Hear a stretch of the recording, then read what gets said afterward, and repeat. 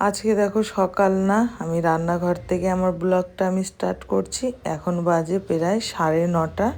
এই 9:30 থেকে ব্লগটা স্টার্ট করছি। আজকে নতুন একটা ব্লগ নিয়ে চলে এসেছি, দেখতে থাকো। আর না, আজকে সকাল থেকে মনটা আমার খুব খারাপ। দাদা ভাইয়ের শরীরটা বেশি ভালো না, এই জন্য জানো তো।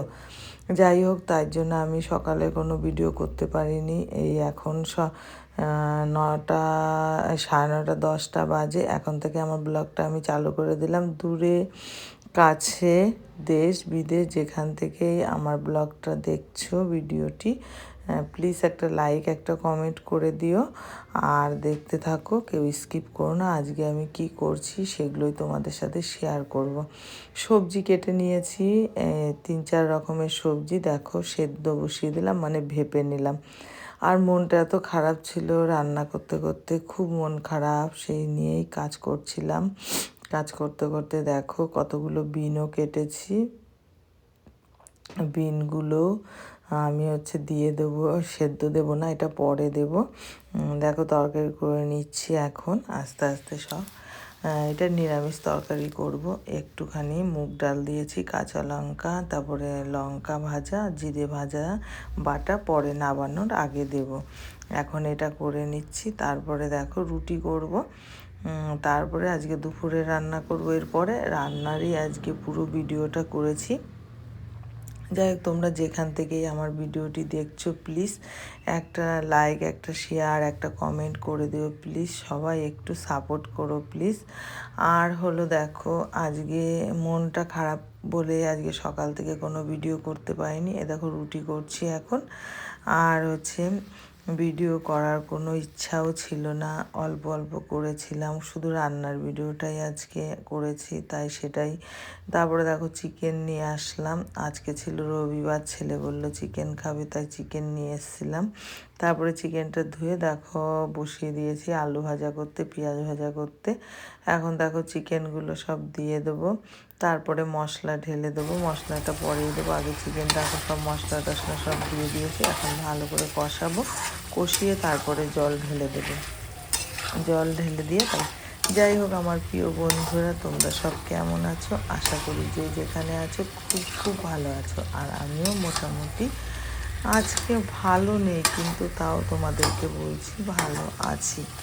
তারপরে দেখো আমি চিকেনটা আমি রান্না করছি, তোমাদেরকে একটু দেখালাম লেগ পিসটা। তারপরে দেখো আলু ফালু সব ঢেলে দেবো। আর আজকে দিয়েছিলাম পেঁয়াজ কলি, তারপরে জল ঢেলে দিলাম। আর এই যে পেঁয়াজ কলি পরে দিয়ে দিয়েছি, মাংস ঝোল উতাল আসার আগেই দিয়ে দিয়েছি। তারপরে বন্ধুরা, তোমরা যারা যারা আমাকে সাবস্ক্রাইবার করেছো অসংখ্য অসংখ্য ধন্যবাদ, আমার তরফ থেকে অনেক অনেক ভালোবাসা। আর যারা সাবস্ক্রাইবার করেনি তারা করে দিও। আজকে দেখো কি কি রান্না করেছি। সাদা ভাত, 5 রকমের তরকারি, সবজি দিয়ে তরকারি করেছি, আর চিকেনের ঝোল করেছি। আজকে এটাই করেছি শুধু রান্না দেখো। তারপরে রান্না টান্না করে চলে গেলাম বাইরে। কালকের কিছু জামা কাপড় সব দেওয়া ছিল না মেলা, সেগুলোকে সব তুলতে গেছিলাম। রোদ চলে যাচ্ছে, তাই ভাবলাম তুলে নিয়ে এসে ঘরে রাখি, পরে এগুলোকে গুছিয়ে নেব। তাই জন্য এনে রেখে দিলাম খাটের ওপর। তারপরে দেখো সোজা চলে যাব আমি স্নান করতে, কারণ বেলা তো অনেক হয়ে গেছে, এই জন্য।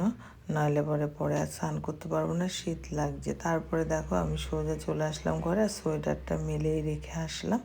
তারপরে পরে তুলবো ওটা। তারপরে দেখো খাটের ওপর সব জামা কাপড় রেখে দিলাম, পরে গোছাবো।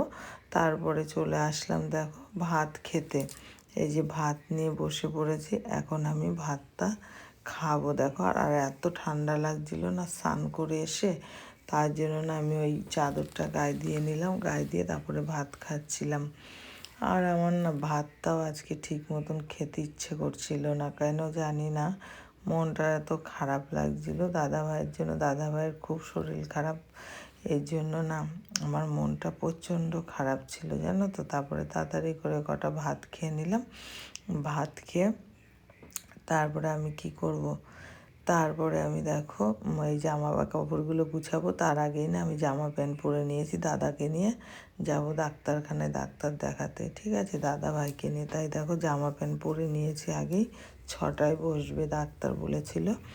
তারপরে দেখো জামা কাপড়গুলো আগে গুছিয়ে নিলাম, হলো তাহলে জামা কাপড়গুলো আগে গুছিয়ে নিই, গুছিয়ে নিয়ে তারপরে যাব। তখন 5টা মতো বাজে।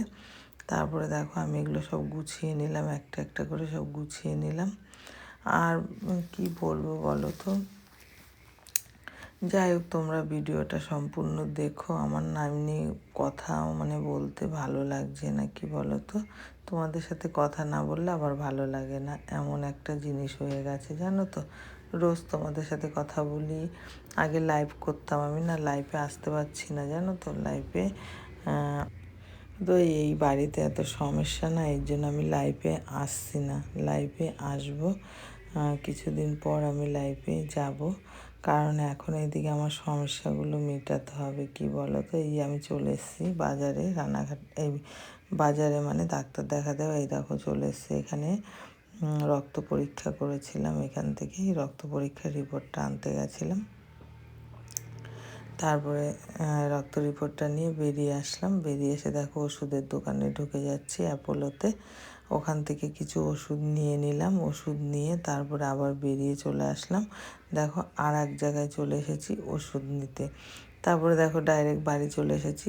আর আমি কোনো জায়গায় অনেক জায়গায় গেছি, সেগুলো আর শেয়ার করলাম না। এই যে এই ওষুধগুলো নিয়ে এসেছি দাদাভাইয়ের জন্য। আর তারপরে দেখো এসে আমি আর দাদাভাই দেখো বিছানায় বসেছিলাম, ওর তো শরীর ভালো না বলে শুয়ে রয়েছে চুপ।